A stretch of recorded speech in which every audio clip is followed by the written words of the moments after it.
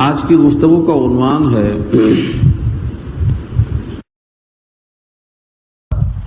سورہ بقرہ کا سلسلہ جاری ہے.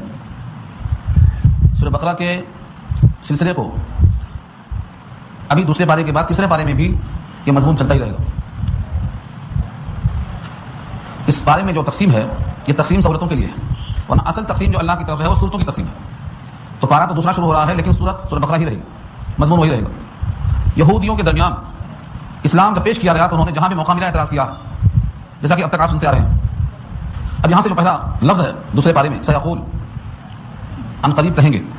سیقول میں سین یا جو ہے سین ان قریب کے معنی میں ہے، اور قول کے معنی بات کے آتے ہیں. یہاں ورب ہے سیقول، ان قریب کہیں گے. کون؟ السفہاء. سفہاء کے معنی بیوقوف لوگ. اس کا واحد ہے سفیہ. سفیہ کے معنی احمق، بیوقوف آدمی کو سفیہ العقل کہا جاتا ہے، خفیف العقل. اس سفیہ کی جمع سفہاء آتی ہے. سیقول السفہاء، ان قریب بیوقوف لوگ کہیں گے. من الناس، لوگوں میں سے. بیوقوف تو اور مخلوق میں بھی ہوں گے، چنانچہ گدھے کی بیوقوفی بہت مشہور ہے، لیکن یہاں جو بیوقوف لوگ ہیں وہ من الناس، لوگوں میں سے خاص لوگ ہیں. اس سے مراد یہودی ہیں. وہ یہودی جو اللہ کی نگاہ میں بیوقوف ہیں اس واسطے کہ احکام الہی کے اندر انہوں نے اعتراض کیا، اور جو اللہ کے حکم پر اعتراض کرتا ہو اس سے بڑا بیوقوف کون ہو سکتا ہے. سیقول السفہاء من الناس، ان قریب کہیں گے بیوقوف لوگ، ما ولاہم، کس چیز نے ان کو پلٹا دیا، عن قبلتہم، ان کے قبلے سے، التی کانوا علیہا، جس پر وہ تھے، جس قبلے پر اب تک یہ تھے اور نمازیں پڑھ رہے تھے، اس قبلے سے ان کو پلٹایا کس چیز نے آخر. اب یہاں تک تو لفظ ترجمہ ہو گیا، لیکن یہ آیت کس پس منظر میں آئی ہے اس کو ہم شان نزول کہتے ہیں. اور جب تک یہ بات سمجھ میں نہ آئے کہ یہ آیت کس موقع پر کیوں نازل ہوئی تب تک آپ اگلا جواب نہیں سمجھ سکیں گے. اس لیے یہاں رک کر میں تحویل قبلہ کا تھوڑا سا تاریخی پہلو عرض کر دیتا ہوں. اس زمین پر اللہ تعالیٰ نے بہت سے انسانوں کو پیدا کیا. ان کے لیے کچھ عمل انفرادی ہیں، روزہ، زکات، انفرادی عمل ہے. خوش اخلاق ہونا، اچھی گفتگو کرنا، انفرادی عمل ہے، ہر آدمی کا الگ الگ ہے. کچھ عمل ایسے ہیں جو اجتماعی ہیں، تنہا نہیں ہو سکتے، جیسے حج کرنا، جماعت کے ساتھ نماز پڑھنا، اس کو اجتماعی عمل کہا جاتا ہے. اللہ چاہتے ہیں کہ کائنات کے جتنے انسان ہیں سب اجتماعی عمل میں مختلف نظر نہ آئیں بلکہ ایک نظر آئیں، ایک نظر آئیں. اگر ان کو اتفاق سے کسی ایک موقع پر جوڑا جاتا تو اس میں بھی تقسیم در تقسیم ہو کے بہت سی ٹکڑیاں بنتی. یوں کہا جاتا کہ جتنے کالے ہیں وہ ایک طرف، گورے ایک طرف، دو پارٹی ہو گئی. اگر یہ کہا جائے کہ تیلگو بولنے والے الگ، ہندی بولنے والے الگ، تو جتنی زبان والے ہیں سب الگ الگ تقسیم ہو گئی. اگر یہ کہا جائے کہ ایک نسل والے ایک طرف، تو جتنے قبیلے ہیں اتنے گروہ بن جائیں گے. تو ان تمام کو کسی ایک نقطے اتحاد پر جمع کرنے کے لیے اللہ نے ان کو ایک قبلہ بنایا کہ دنیا میں کوئی بھی انسان کہیں بھی ہو وہ ایک قبلے کی طرف متوجہ ہو تو گویا یکسو ہیں اور سب میں اتحاد، کثرت میں وحدت نظر آئے گی. اس لیے نسل کی تقسیم، زبان کی تقسیم، رنگ کی تقسیم، علاقے کی تقسیم قرآن رد کرتا ہے. یہ ان تمام تقسیموں کو رد کرتا ہے. تو ایک ہی تقسیم ہے کہ وہ اللہ کی طرف متوجہ ہوں اور ایک نظر آئے. اس کے لیے اللہ نے آدم کے زمانے میں حضرت آدم کو دنیا میں بسانے کے وقت فرشتوں سے بیت اللہ تعمیر کرا دیا. سب سے پہلا گھر اس زمین پر بیت اللہ فرشتوں نے بنایا. اس کے بعد طوفان نوح میں جب ساری دنیا غرق ہو گئی، خصوصاً وہ علاقہ جو قوم نوح کا تھا، تو خانہ کعبہ کی تعمیر بھی ڈھا گئی، پانی کی نظر ہو گئی. پھر ابراہیم کو اللہ تعالیٰ نے ان کے زمانے میں حکم دیا اور جبریل نے ان بنیادوں کو نشاندہی کیا. ان بنیادوں پر باپ بیٹے دونوں مل کر یعنی ابراہیم اور اسماعیل علیہ السلام نے خانہ کعبہ کی تعمیر کی، جس کا ذکر پیچھے آ چکا. اس خانہ کعبہ کی تعمیر پر ادھر منہ کرنے کا حکم ہوا. آدم کے لے کر حضرت نوح کے بعد ابراہیم سے لے کر ہر نبی کا وہی قبلہ رہا. درمیان میں بنی یعقوب یعنی بنی اسرائیل کے لیے اللہ نے بیت المقدس کو قبلہ بنایا. پھر وہ قبلہ چلتا رہا. نبی صلی اللہ علیہ وسلم جب مکے میں تھے تو نمازیں ایسی پڑھتے تھے کہ ایسی طرف توجہ کریں کہ سامنے بیت اللہ بھی ہو اور گنبد صخرہ بھی ہو. بیت المقدس کا صخرہ گنبد وہ بھی سامنے ہو، کیونکہ بیت اللہ میں تو چاروں طرف سے منہ کرنے کا اختیار ہے آپ کو. تو جس سمت میں بیت المقدس ہو ایسا کھڑا ہو کہ سامنے بیت اللہ بھی ہو، بیت المقدس بھی ہو. لیکن ہجرت کے بعد اور ایک روایت کے مطابق ہجرت سے کچھ دن پہلے یہ حکم آیا کہ بیت المقدس کی طرف آپ منہ کر لیں. بیت المقدس کی طرف منہ کر لیا آپ نے. 16 مہینے یا 17 مہینے تک ادھر منہ کرتے رہے. جن میں دنوں کو جوڑا گیا ہے تو 17 مہینے، اور دنوں کو چھوڑ دیا گیا تو 16 مہینے. چلت چھوڑ دیا گیا تو 16 مہینے، چلت جوڑ دیا گیا تو 17 مہینے.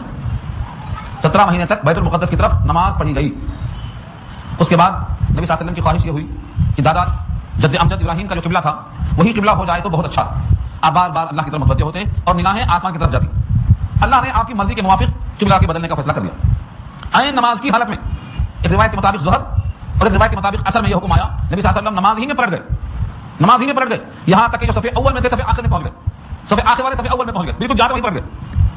اسی سے ایک مسجد ابھی اس کا نام ہے قبلتین، دو قبلوں والی مسجد، اسی مسجد میں نماز ہو رہی تھی تحویل قبلہ کے بعد. یہودیوں کا قبلہ تھا بیت المقدس، ادھر حضور نے 17 مہینے نمازیں پڑھی.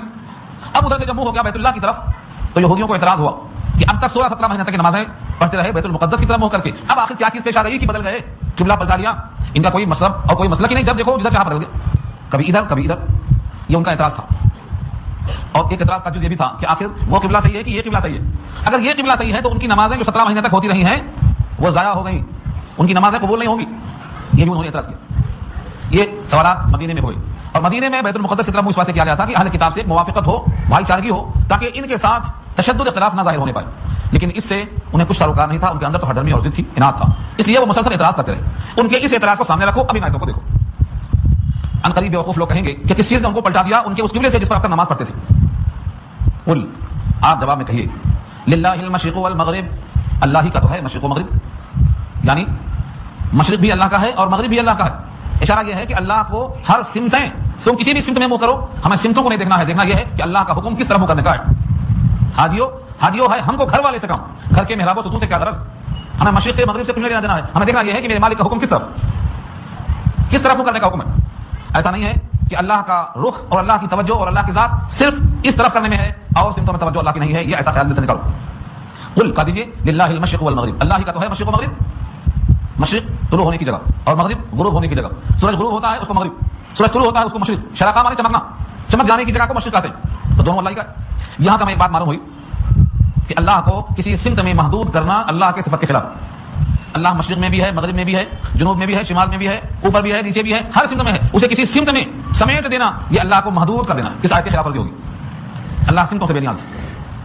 چنانچہ چوتھے رکوع میں آیت آ رہی ہے، لیس البر ان تولوا وجوهکم قبل المشرق والمغرب ولكن البر من آمن بالله.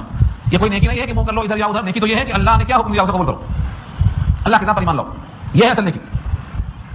تو ایک بات معلوم ہوئی کہ مشرق و مغرب اللہ کی ہے، کسی سمت سے ہمیں کوئی مطلب نہیں. یہی آیت کے سامنے رکھ کر جواب دیا تھا پنڈت دیانند سرسوتی کو حضرت قاسم نانوتوی نے رحمۃ اللہ علیہ. کیا کہا تھا؟ تمہارا بت اور ہمارا بیت اللہ کا پتھر دونوں میں فرق یہ ہے کہ تمہارا بت اگر ہٹا کر تمہارے پیچھے رکھ دیا جائے تو تم اس کی طرف بڑھ جاؤ گے، لیکن ہم اگر خدا نہ خواستہ بیت اللہ کو ہٹا کر بدل دیا جائے تو ہمارا رخ ادھر رہے گا. ہمیں سمت قبلہ چاہیے، ہمیں سمت قبلہ چاہیے، ہم اسی طرف منہ کریں گے. تمہارے بت میں یہ فرق ہے کہ اس کو ہٹانے سے تم ہٹ جائیں گے، وہ جدھر جائے گا تم ادھر چلے جائیں گے. تمہیں اس بت سے مطلب ہے اور ہمیں جہت قبلہ سے مطلب ہے. چنانچہ ہر وہ شخص جو ٹھیک بیت اللہ میں ہے اس کے لیے حکم یہ ہے کہ بیت اللہ کے ٹھیک سامنے رہے، محاذات میں برابر، اس کو بولتے ہیں محاذات. لیکن جو بیت اللہ میں نہیں ہے، دور دراز علاقوں میں ہے، اس کے لیے سمت قبلہ کافی ہے. جیسا کہ ابھی آیت آ رہی ہے آگے، سمت قبلہ یعنی ایسا سیدھا نہیں ہے، تھوڑا کراس ہے، تھوڑا دائیں اور بائیں، لیفٹ اور رائٹ مڑا ہوا ہے. کتنی ڈگری، کتنا گنجائش ہے. ٹرین میں جا رہے ہیں آپ، سفر کر رہے ہیں آپ قبلہ یہ ہے، تھوڑا سا کراس ہو گئے، پتہ نہیں چلا آپ کو، نماز آپ کی ہوئی نہیں ہوئی. آیت کے الفاظ آ رہے ہیں، اینما تولوا فثم وجہ اللہ، کسی طرف بھی منہ کر لو اللہ کی توجہ پاؤ گے اس طرف. یہدی من یشاء الی صراط مستقیم، اللہ ہدایت دیتے ہیں جس کو چاہتے ہیں صراط مستقیم کی. اللہ جب ہدایت دیتے ہیں صراط مستقیم کی تو معنی ہوتا ہے منزل تک پہنچانا، گھر تک پہنچا دینا، ایصال المطلوب پہنچا دینا. اللہ جس کو چاہتے ہیں ہدایت دے دیتے ہیں.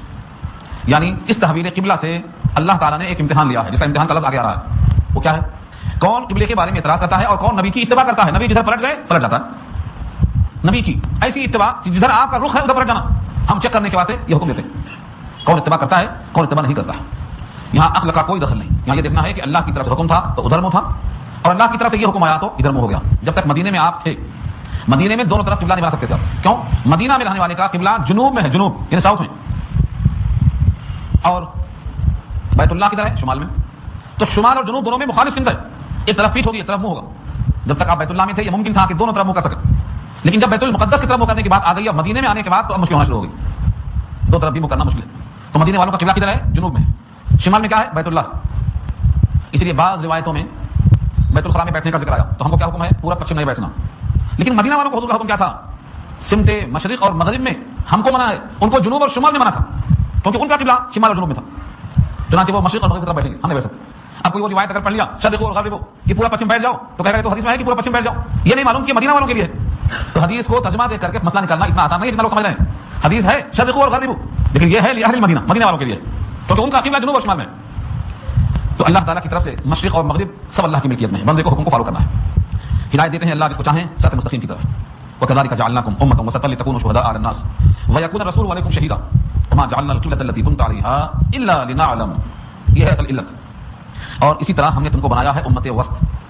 امت محمدیہ کو امت وسط کہا، واو سین تا، تو کے معنی وسط، درمیانی مدت، درمیانی امت ہے. یہ اللہ نے تم کو بنایا ہے امت وسط، معتدل، میانہ رو، بیچ کی چال. کس معاملے میں؟ پیچھے آ چکا ہے کہ کہ بعض اہل کتاب نے انبیاء کی مخالفت کی تو قتل کر ڈالا، اور بعض نے محبت کی تو خدا کا بیٹا کہہ ڈالا۔ ہم کو اللہ نے معتدل بنایا ہے، ہم گستاخی نہیں کر سکتے اور ان کو خدا بھی نہیں مان سکتے۔ جو منصب ہے وہی پورا کرنا ہے، نبی کو نبی ہی ماننا ہے۔ نبی کو غلو کر کے خدا کا بیٹا بنا دینا یہ بھی غلط، اور نبی کو گھٹا کر کے ان پر متہم لگا کر تہمت لگانا اور قتل کر دینا یہ بھی غلط۔ تو جس کا جو منصب ہے اس منصب پہ اس کو باقی رکھنا، یہ ہے وسط، اس کو بولتے ہیں اعتدال، توازن۔ امت محمدیہ کو اللہ نے ہر چیز میں معتدل رکھا، ہر چیز میں، جتنے احکامات ہیں، جتنے مسائل ہیں، ایک ایک مسئلے کو اٹھائیں گے۔ ہر شریعت میں جو مسائل تھے امت محمدیہ میں وہ مسائل بڑے معتدل ہیں۔ پانی نہیں ہے تیمم کر لو، کسی امت میں تیمم کرنے کا ذکر نہیں، یہ اس امت کی خوبی ہے۔ جنگ کے نتیجے میں مال غنیمت اس امت کے واسطے خصوصیت، جہاں وقت ہوا وہاں نماز پڑھ لو، بے چینی نہیں، اس امت کی خصوصیت۔ جس زمین پر چاہو نماز پڑھ لو بشرطے کہ وہ پاک ہو اور غصب کی ہوئی نہ ہو۔ اللہ نے اس امت کے لیے جو احکامات دیے ہیں بڑے معتدل، بڑے سادہ، نہ افراط نہ تفریط، نہ کمی نہ زیادتی۔ تو یہ امت محمدیہ کیا ہے؟ امت وسط ہے۔ اسی طرح ہم نے تم کو بنایا ہے امت وسط، یہ اعتدال، ہر چیز میں اعتدال۔ میں اسے ایک مثال دیتا ہوں، آپ کو پکانا ہے بریانی، تو آپ سمجھتے ہیں کہ جتنے کلو چاول ہے اتنے کلو نمک ڈالیں گے تاکہ دونوں برابر رہیں، بریانی کیسی ہو جائے گی؟ یہ اعتدال یہ ہے کہ جس چیز کی جتنا اس میں ضرورت ہے اس میں وہ چیز اتنا ہی ڈالی جائے، یہ ہے اعتدال۔ برابر برابر ڈالیں گے اعتدال نہیں ہے۔ نمک کی جتنی ضرورت ہے اتنا نمک، مرچی کی جتنا ضرورت ہے اتنا مرچی، اس میں تناسب دیکھ کر ڈالنا، یہ اس کا اعتدال ہے۔ آج دنیا والے مرد عورت میں کر رہے ہیں برابری، اور کیا کرتے ہیں اعتدال؟ جتنا نمک اتنا چاول۔ کیسے ہو سکتا ہے اعتدال؟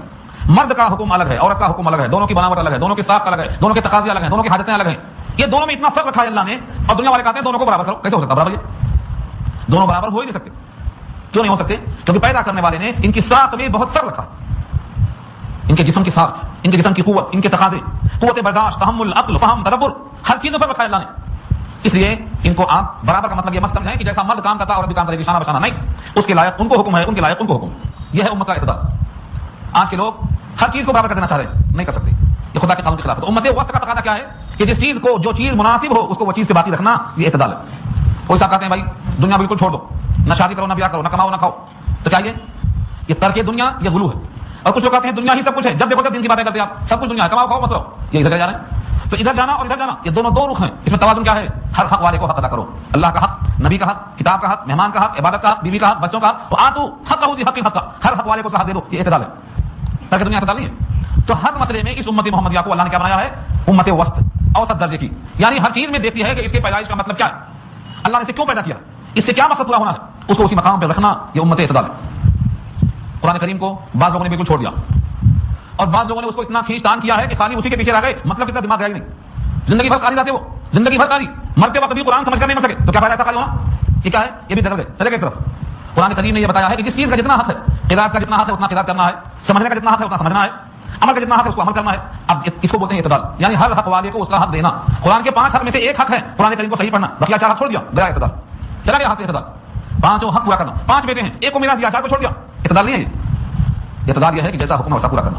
تو اللہ نے کیا کہا امت کو؟ امت وسط، درمیانی امت، معتدل امت، میاں نہ رہو، بیچ کی چال، نہ بہت زور سے نہ بہت آہستہ، بیچ کی آواز کو کیا کہتے ہیں؟ ہاں معتدل آواز۔ اللہ نے کہا ہے تم بہت زور سے مت چلا کر پڑھو اور نہ بہت آہستہ کرو، ولا تجہر بصلاتک ولا تخافت بها وابتغ بین ذلک سبیلا، ان دونوں کے بیچ کی راہ نکالو۔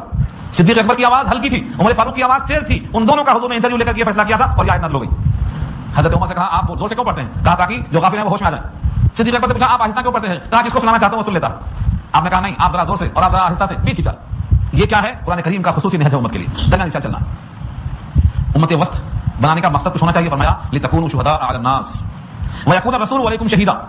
یہ آیت اگر سمجھ میں آ گئی تو انشاءاللہ بدل جائے گا۔ امت وسط بنایا، معتدل امت کیوں؟ لتکونوا میں جو لام زر لی ہے اس کو ہم لام قے کہتے ہیں، تاکہ یہ علت بیان کرتا ہے، سبب بیان کرتا ہے، ریزن بیان کرتا ہے۔ لتکونوا تاکہ تم ہو جاؤ شہداء، شہید کی جمع ہے گواہ، کس پر؟ علی الناس، لوگوں پر۔ ویکون الرسول علیکم شہیدا، اور ہو جائیں رسول تم پر گواہ۔ اب سمجھ میں آیا؟ تم لوگوں پر گواہ، رسول تم پر گواہ۔ یہ صحیح موقف کیا ہے؟ سورہ نساء میں آیت آ رہی ہے، قیامت میں اللہ تعالیٰ اس امت محمدیہ کی اعتدالی کیفیت ظاہر فرمائیں گے۔ یہ امت اتنی معتدل ہے کہ لوگوں پر گواہی دینے کے لائق ہے، اسی گواہی قابل قبول اللہ کے سامنے۔ آدمی جب معتدل ہوتا ہے تو اس کی بات کو مانتے ہیں، بھائی بڑا معتدل آدمی ہے یہ، کسی کی طرف جھکتا نہیں، جانبدار نہیں، بلکہ بڑا معتدل ہے۔ تو اللہ نے کہا تم کو بنایا ہے امت وسط، امت معتدل، تاکہ تم گواہ بن جاؤ لوگوں پر، اور رسول تم پر گواہ۔ شہید کے معنی گواہ ہوگا یہ کہ محشر کے میدان میں اللہ رب العزت فرمائیں گے سارے انبیاء سے کہ آپ نے پیغام پہنچا دیا یا نہیں۔ اللہ کو سب کچھ معلوم ہے، لیکن حجت کے واسطے ظاہر فرمائیں گے۔ ہر نبی کہیں گے ہم نے پیغام پہنچا دیا، حضرت نوح بھی کہیں گے ہم نے پیغام پہنچا دیا، لیکن جن لوگوں نے پیغام نہیں مانا تھا آج مجرم قرار پائیں گے، تو وہ کہیں گے ہم تک کوئی پیغام نہیں پہنچایا، کوئی ہمارے پاس آیا ہی نہیں، ہمارے پاس کوئی نہیں آیا۔ ما جانا من بشیر ولا نذیر، کوئی نذیر نہیں آیا، کوئی بشیر نہیں آیا. ما جانا. حضرت نوح جب یہ کہیں گے کہ ہم نے پیغام پہنچایا اور قوم کہے گی ہمارے پاس کوئی نہیں آیا، تو اللہ فرمائیں گے گواہی پیش کرو. یہ امت محمدیہ کو حضرت نوح گواہی کے لیے پیش کریں گے. حضرت نوح کی تائید میں حضرت نوح کی قوم کے خلاف امت محمدیہ کو پیش کیا جائے گا، گواہی دیجیے. امت محمدیہ اپنے اعتدال، توازن، بیلنسنگ کے ساتھ گواہی دے گی کہ ہاں ہم یہ گواہی دیتے ہیں کہ حضرت نوح نے پیغام پہنچا دیا. وہ پوچھیں گے کہ تم تو پیدا بھی نہیں ہوئے تھے نوح کے زمانے میں، تمہیں کیسے معلوم کہ پہنچا دیا تھا؟ تمہاری گواہی منقطع ہے، سلسلہ متصل نہیں ہے. گواہی متصل کب ہو جب تم وہاں موجود ہو؟ تم تو تھے ہی نہیں، تمہارا وجود نہیں تھا، تمہاری گواہی غیر متصل ہے، منقطع. وہ کہیں گے نہیں ہمارے پاس سلسلہ ہے اور ہم گواہی دیتے ہیں کیونکہ ہم نے اللہ کے رسول سے سنا ہے، محمد صلی اللہ علیہ وسلم. اللہ ان کو اس کا گواہی کے اوپر پیش فرمائیں گے. وَيَكُونَ الرَّسُولُ عَلَيْكُمْ شَهِيدًا. پھر رسول اللہ تم پر گواہی دیں گے کہ ہاں یہ میری امت سچ کہتی ہے، میں نے ان سے کہا تھا اور میں نے بھی خود سے نہیں کہا، مجھ پر قرآن کریم کی یہ آیت نازل ہوئی تھی اور میرے پاس جبریل آئے تھے اور جبریل کو آپ نے بھیجا تھا. جب یہ سند پیش کی جائے گی تو اس امت کی گواہی قبول ہوگی اور تمام نبیوں کا پیغام پہنچایا جانا ثابت ہوگا، اور جن کے خلاف یہ گواہی ثابت کی جائے گی وہ سب مجرم قرار پائیں گے. اتنی امت ہے یہ امت معتدل کہ اس کی گواہی محکم میں قبول کی جائے گی. کیا مقام اس امت کا؟ امت محمدیہ کا مقام اتنا اونچا ہے، اتنا اونچا ہے. لیکن ہم سمجھتے ہیں کھا لو پی لو یوں گزر جائے گی زندگی. زندگی گزارنا چاہتے ہیں ہم، زندگی تو گزر جائے گی. زندگی گزارنا نہیں ہے، زندگی کو کامیاب گزارنا ہے، اپنے مقصد کے مطابق گزارنا ہے. جس کام کے لیے بھیجا گیا ہے اس کام میں اس کو لگانا ہے. زندگی گزر جانا کون سا کمال ہے؟ دنیا میں کتنی مخلوق ہے، ہاتھی ہے، گھوڑا ہے، بیل ہے، گدھے ہیں، کتنی زندگی میں سب کی زندگی گزر جاتی ہے. گزارنا مقصد نہیں ہے، ہمیں زندگی کو کامیاب بنانا ہے. اور کامیابی کی ترازو دنیا والوں کی نگاہ سے نہیں دیکھنا ہے. قرآن کی ترازو، قرآن کی ترازو کیا ہے؟ فمن زحزح عن النار وادخل الجنة فقد فاز. یہ ترازو قرآن کی ہے. جو جہنم سے بچا لیا گیا اور جنت میں داخل کر دیا گیا وہ کامیاب ہو گیا. یہ ترازو ہے. اس ترازو کا انحصار ہمارے خاتمہ بالخیر پہ ہے. تو یہ ہے اس آیت کا اشارہ. اور ہم نے تم کو بنایا امت وسط تاکہ تم گواہی دو لوگوں پر، ان لوگوں کے خلاف. وَيَكُونَ الرَّسُولُ عَلَيْكُمْ شَهِيدًا. اور رسول اللہ ہوں گے تم پر گواہ. اب وہی بحث پھر آئی کہ تم بھی معتدل، تمہارے رسول بھی معتدل، تمہارا قبلہ بھی معتدل، تمہارا تحویل قبلہ بھی درست. لہذا جن لوگوں نے قبلہ پہ اعتراض کیا ہے ان کے بارے میں آپ سنو. وما جعلنا القبلة التي كنت عليها. اور جس سمت قبلہ پر آپ رہ چکے ہیں یعنی بیت المقدس، اس قبلے سے ہم نے آپ کو ہٹایا کیوں؟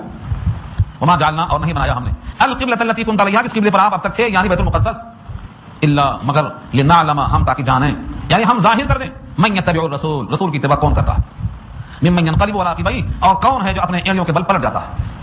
بس یہ چیک کرنا. یہاں سے معلوم ہوا کہ جیسے نماز میں امام کے پیچھے رکوع سجدہ قیام ہر جگہ آپ فالو کر رہے ہیں، اگر امام کا قبلہ بدل گیا تو آپ امام کو فالو کرنے کا تقاضا یہ ہے کہ آپ کا قبلہ بدل جانا چاہیے. یہاں تک لوگوں کی اتباع کا امتحان لیا گیا کہ وہ نبی کی اتباع کس درجہ کر رہے ہیں. نبی رکوع میں تو رکوع میں، قیام میں تو قیام میں. اور آپ کا رخ اگر بیت المقدس سے ہٹ کر بیت اللہ کی طرف چلا گیا تو یہاں بھی تم کو پلٹ جانا ہے بلا چون و چرا کے. تمہارا اسی میں امتحان ہے. چنانچہ بخاری کی روایت ہے امام بنایا جاتا ہے تاکہ اس کی اتباع کی جائے. جب امام اللہ اکبر کہے تو تم بھی اللہ اکبر کہو. وَإِذَا رَكَعَ فَارْكَعُوا وَإِذَا سَجَدَ فَاسْجُدُوا. امام جب قرات کرے تو تم چپ رہو کیونکہ اس کی قرات تمہاری قرات ہے. بات کو پیش کرتے وقت دونوں آواز مت نکالو. مسلم کی روایت کتاب الصلاۃ وَإِذَا قَرَأَ فَأَنصِتُوا. اور امام مسلم نے اس حدیث کو کتاب الصلاۃ میں درج کیا ہے. یہ روایت نظر نہیں آتی لوگوں کو جو امام کے پیچھے پڑھتے ہیں. یہ حدیث کیوں نظر نہیں آتی ان کو سمجھ نہیں آتا. وَإِذَا قَرَأَ فَأَنصِتُوا. امام پڑھے تو چپ ہو جاؤ. تو جیسا حکم اللہ کے نبی کا ہے امام کو پوری طرح فالو کرنا ہے. یہ اللہ کا مقصد تھا. چنانچہ کچھ لوگ پلٹ گئے اور کچھ لوگوں کو تکلیف ہوئی. وہ کون لوگ تھے؟ یہودی اور منافق. آگے خود فرمایا وَإِن كَانَتْ لَكَبِيرَةً. اور یہ بات جو بدلنے کی تھی بڑی گراں تھی. وَإِن كَانَتْ لَكَبِيرَةً. اور اگرچہ قبلے کا بدل جانا لوگوں پر بڑا بھاری تھا، بڑا گراں تھا، بڑا ثقیل تھا. إِلَّا عَلَى الَّذِينَ هَدَى اللَّهُ. مگر ان لوگوں پر مشکل نہیں تھا جن کو اللہ نے ہدایت دے دی. ان کے واسطے کچھ مشکل نہیں تھا. ادھر منہ تھے اللہ کے حکم سے، ادھر منہ ہو گیا اللہ کے حکم سے. اللہ کے حکم کو فالو کرنا ہے تو کیا مشکل ہے، اور جس کو اپنی انا سامنے لانا ہے اس کے واسطے مشکل ہے. آج بھی یہی حکم ہے. جو اللہ کی خاطر دین سیکھتا ہے، اللہ کی خاطر اپنے ایمان کو بناتا ہے، اپنی آخرت کی فکر میں، تو اس کو انا سامنے نہیں آتی. وہ ہر جگہ سمعنا و اطعنا کہتا ہے، سنا اور مانا کہتا ہے. اور جس کو رضا الہی نہیں چاہیے، اپنی خواہش پوری کرنا ہے، اپنی انا کو تسکین دینا ہے، اس کے واسطے قدم قدم پر جھگڑے ہوتے ہیں. آج کے سارے جھگڑے امتوں کے درمیان اسی انا کی خاطر ہیں. جس دن اس کا احساس ہو جائے گا یہ ختم ہو جائے گی. ایک ہی وجہ ہے رضا الہی ہمارا مقصد ہو. بس جب ذاتی مقصد سامنے آئے گا، عارضی مقصد سامنے آئے گا تو نزاع پیدا ہوگا. تیسرا جواب وما كان الله ليضيع ایمانکم. اور نہیں ہے اللہ ایسے کہ تمہارے ایمان کو ضائع کر دیں. کیا جواب ہے یہ؟ انہوں نے کہا تھا وہ 16-17 مہینہ جو نمازیں ہوئی ہیں تمہاری بیت المقدس کی طرف، اور ان نمازوں کے ذریعے تمہارا ایمان کامل ہوا ہے. اگر وہ نمازیں ہی ضائع ہو گئی تو تمہارا ایمان بھی ضائع ہو گیا. نمازیں ضائع ہو گئی تو نماز تو ذریعہ ہے ایمان کی تکمیل کا، تمہارا ایمان گیا چلا گیا. اس کا جواب ہے اللہ ایسے نہیں ہے کہ تمہارا ایمان ضائع کر دیں. جب وہ حکم اللہ کا تھا تو اسی میں عجب، جب یہ حکم اللہ کا ہے تو اس میں عجب. لہذا تمہارا ایمان ضائع کیسے ہو سکتا ہے؟ دونوں خدا کے حکم سے تھا. یہ بھی خدا کے حکم سے، وہ بھی خدا کے حکم سے. ان اللہ بالناس رؤوف الرحیم. بے شک اللہ بندوں پر رؤوف اور رحیم دونوں. بے شک اللہ بالناس لوگوں پر رؤوف رحیم، دو صفتیں اللہ کی لائے. رؤوف کے معنی بہت شفیق اور رحیم کے معنی بہت مہربان. جو اللہ بندوں پر شفیق ہے اس کی شفقت کا تقاضا ہے کہ ہمارا کوئی عمل ضائع نہ ہو. جو بندہ بندے پر شفیق ہوتا ہے تو شفیق کا تقاضا کیا ہے؟ اس پر ہمیشہ ہمدردی کی نگاہ ڈالتا ہے. یہ اللہ بندوں پر شفیق ہے، رؤوف ہے، رحیم ہے، تو ہمارا عمل ضائع کیسے ہو سکتا ہے جبکہ وہ عمل خدا کے حکم سے ہو. اللہ کا حکم اس واسطے نہیں ہوتا ہے کہ وہ ضائع کیا جائے. اللہ نے کہا ہے وَلَن يَتِرَكُمْ أَعْمَالَكُمْ. تمہارے اعمال کو اللہ چھوڑیں گے نہیں. تمہارے اعمال کا صلہ کم نہیں کریں گے، تمہارے اعمال کو ضائع نہیں کریں گے. وما كان الله ليضيع ايمانكم ان الله لا يضيع اجر المحسنين. محسن کا اجر ضائع نہیں کرتا. تو یہودیوں کا یہ اعتراض کہ ان کی نمازیں ضائع ہو گئیں، اس کا جواب دیا ہے. اللہ بندوں پر شفیق اور مہربان ہے. اتنا مہربان، اتنا شفیق ہیں، پھر بھی لوگ اللہ سے قریب ہوتے ہوئے ڈرتے ہیں، اجنبیت محسوس کرتے ہیں. کیوں؟ کیونکہ جب تعارف ہو جائے، تعارف تو قربت ہوتی ہے. آپ کسی سے ملاقات کرتے وقت بولے بھائی بہت اچھے آدمی ہیں، بڑے ملنسار ہیں، بڑے سخی ہیں، بڑے دیالو ہیں، تو اس کے دل میں شوق پیدا ہوتا ہے ملنا چاہیے، اچھے آدمی ہیں ملنا چاہیے. جب بندوں کے درمیان اللہ کے صفات کا تعارف ہوگا تو بندوں کو قربت ہوگی کہ میرا رب بڑا شفیق ہے، قادر ہے، مجھ پر رحیم ہے، میری تمام آہیں سنتا ہے، میری باتوں کو سنتا قبول کرتا ہے، تو بندے قریب ہوں گے. آج المیہ یہ ہے کہ سب کا تعارف ہوتا ہے، محلے کے ہر فرد کا تعارف ہوتا ہے، لیکن اللہ کا تعارف ہمارے خاندان میں نہیں ہو پاتا ہے. اس لیے بندے دور ہوتے ہیں، نمازیں جان پہ آتی ہیں، معلوم ہونے ہوتا اللہ کے پاس گئے، منہ ہاتھ دھو کر کھڑے ہو گئے تو تمہیں اللہ کیا عطا کریں گے. یہ شفقت اور یہ محبت کا تقاضا ہے. مل کے تو دیکھو اللہ تعالیٰ کتنا چاہتے ہیں بندوں کو. یہ روایت تو آپ سن چکے ہیں، اللہ بندوں کو کتنا چاہتے ہیں. وہ روایت اگر بھول گئے ہیں تو بہت بڑی چیز بھول گئے ہیں. آپ کتنا چاہتے ہیں. ہم نے ٹوکا تھا کہ یہ مت سمجھو کہ اللہ 70 ماؤں کی محبت رکھتے ہیں، یہ تو بہت کم ہے. 70 کا عدد کثرت کے لیے بولا گیا ہے، 70 تو کچھ بھی نہیں ہے. وہ روایت میں سنایا تھا، مگر بہت سے لوگ اس وقت دوسرے تھے، آج دوسرے ہیں، بدلتے رہتے نا ہر ہفتہ کچھ نہ کچھ نئے آتے رہتے. اب کی نہیں بھولنا اور یہ روایت یاد کر لینا، 70 مائیں کو بھول جانا. اللہ نے محبت کے 100 ٹکڑے کیے. ہاں اللہ نے محبت کو، محبت ایک شے ہے، سمجھو ایک ایک پیس، محبت کو ایک کیک بناؤ، اس محبت کے کیک کو 100 ٹکڑے کرو. اللہ نے دنیا میں اس کیک کے 100 ٹکڑے میں سے صرف ایک ٹکڑا بھیجا ہے دنیا میں. اس میں سے ہر ماں کو، ہر باپ کو، ہر عاشق کو، ہر معشوق کو، ہر لیلا اور فرحات کو حصہ دیتا ہے. اسی 1/100 سے 100 پیس کے ایک ٹکڑے میں ساری کائنات کو دیا جو جسے محبت کرتا ہو. جتنی مائیں محبت کرتی ہیں، جتنے باپ محبت کرتے ہیں، یہاں تک کہ دودھ پینے والا بچڑا گائے کے نیچے جب ہوتا ہے تو گائے اپنا پاؤں اٹھا لیتی ہے، اس کو بھی محبت کا حصہ ملا اسی ٹکڑے سے. یہ میں نے بتاؤں، حدیث میں یہی لفظ ہے، میں ترجمہ کر رہا ہوں. نبی صلی اللہ علیہ وسلم کا ارشاد ہے، یہاں تک کہ وہ جو گائے اٹھاتی ہے اپنا پیر کہ میرا بچڑا کہیں دم نہ جائے پیروں میں، اس کو بھی اسی ٹکڑے کا حصہ ملا. تو 1/100 میں سب کو حصہ ملا ہے. تب اتنی محبت لوگ کرتے ہیں. بیوی شوہر کی محبت، بھائی کی محبت، لیلا مجنون کی محبت. اور 99/100 اللہ نے اپنے پاس رکھا ہے جسے وہ بندوں سے پیار کرتا ہے. اب بولو کتنا رؤوف اور کتنا رحیم ہے. اس کی محبت کا اندازہ کیسے کر سکتے ہیں آپ. اس حدیث کو سن کر خاتون کا سوال نقل کر دیتا ہوں، بھول جائیں گے آپ. ایک خاتون سوال کر بیٹھی، کھانا پکا رہی تھی، گود میں بچہ تھا، قریب جاتی تو بچے کو آگ لگتی، دور جاتی تو آگ بجھ جاتی. اسی کشمکش میں کھانا پکا رہی ہیں، نگاہ پڑتی ہے نبی صلی اللہ علیہ وسلم پر، بھاگ کے جا کے پوچھتے ہیں اللہ تعالیٰ جب بندوں سے اتنی محبت کرتا ہے تو ان کو جہنم میں کیسے ڈالے گا. کوئی ماں اپنے بچے کو جہنم میں یا دنیا کی آگ میں نہیں ڈالتی. جب کوئی ماں نہیں ڈالتی آگ میں تو اللہ کس طرح ڈال دیں گے. نبی صلی اللہ علیہ وسلم کی آنکھیں اشکبار ہو گئی اور وہی کا انتظار کیا. اس کے بعد صرف کے فرمایا اللہ بھی اپنے بندوں کو جہنم میں نہیں ڈالیں گے سوائے ان کے جو تکبر کی وجہ سے اللہ کے ایک ہونے کا انکار کر دیں. بس کتنی محبت اللہ کو ہے. تو سچی بات یہ ہے لوگوں نے اللہ کا تعارف کرایا نہیں. ہم پیدا ہوئے، کھیل کود میں رہ گئے، بڑے ہو گئے، کچھ تو بوڑھے بھی ہو گئے. اللہ کا تعارف اللہ کی کتاب سے ہوگا. اللہ کی کتاب جب موجود ہے اس کتاب سے اللہ کا تعارف ہوگا. اللہ بندوں پر رؤوف بھی ہے، رحیم بھی ہے. دنیا میں کوئی مخلوق اگر محبت کرتا ہے آپ سے تو 1/100 ملا اس کو نا، اور اللہ کو 99/100 ہے. اللہ بندوں سے بہت مہربان ہے، بہت شفیق ہے. اس لیے اس شفقت کا تقاضا ہے کہ ہمارا کوئی عمل ضائع نہ ہو. ہم جب کسی سے محبت سے ملتے ہیں، مصافحہ کرتے ہیں، خندہ پٹھانی سے بات کرتے ہیں، ہمارا اجر لکھا جا رہا ہے، ضائع نہیں ہوتا. تنکا ہٹایا ہم نے اگر مسجد سے تو اس تنکے پر ہمیں اجر ملتا ہے. اور فرمایا نبی صلی اللہ علیہ وسلم نے اگر تم نے اپنے بیوی کے منہ میں لقمہ دیا محبت کے ساتھ اجر کی امید پر تو اس لقمے پر تم کو اجر ملتا ہے. تم نے جو کھانا کھلایا اپنی اولاد کو کھانا کھلانے پر تم کو ہر لقمے پر صدقے کا ثواب ملتا. اللہ کتنے زیادہ مہربان ہے. کسی انسان نے اگر کوئی چیز پیدا کی ہے، درخت لگایا ہے، جتنے پھل کھانے والے ہیں ان کو صدقے کا ثواب پہنچا جائے گا لگانے والے کو. جس نے غلہ اگایا کسان نے، جتنے لوگ غلہ کھائیں گے خرید کر جا کیسے بھی، کھانے والوں کو کھلانے کا صدقے کا ثواب ملتا رہے گا لگانے والے کو.